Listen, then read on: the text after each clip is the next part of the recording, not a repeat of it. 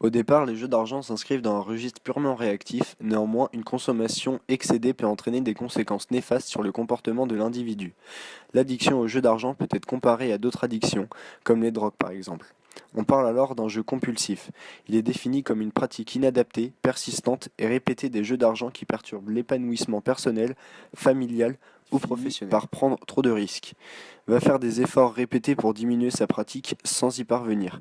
Il va retourner jouer pour se refaire, gagner de l'argent perdu au jeu. Le jeu devient un moyen pour fuir les problèmes. Le joueur va essayer de cacher le fait qu'il joue et qu'il joue beaucoup. Lorsqu'il y a des difficultés financières dues au jeu, le joueur va chercher une solution pour financer sa pratique de jeu, emprunt, voire vol, détournement d'argent.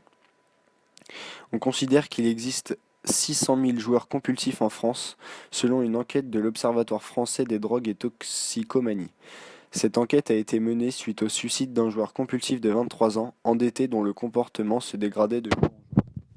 En effet, le risque d'endettement des consommateurs est de plus en plus important.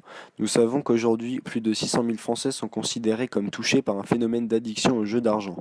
Avec l'ouverture du marché jeux en ligne en juin 2010, ce chiffre est encore plus élevé car il offre une nouvelle possibilité de jouer et donc un risque d'endettement encore plus élevé.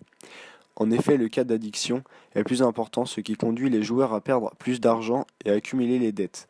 D'après la même enquête, plus de 47% des joueurs considérés comme excessifs dépensent plus de 1500 euros par an aux jeux d'argent, soit environ 6% du salaire annuel moyen de 25 000 euros. Une somme très importante en temps de crise. À travers de multiples techniques commerciales comme la fidélisation ou l'addiction du joueur, le risque d'endettement du joueur est très élevé malgré un certain contrôle. Les joueurs n'ont normalement pas le droit de jouer à crédit. C'est dire qu'ils n'ont pas le droit d'obtenir un prêt pour jouer.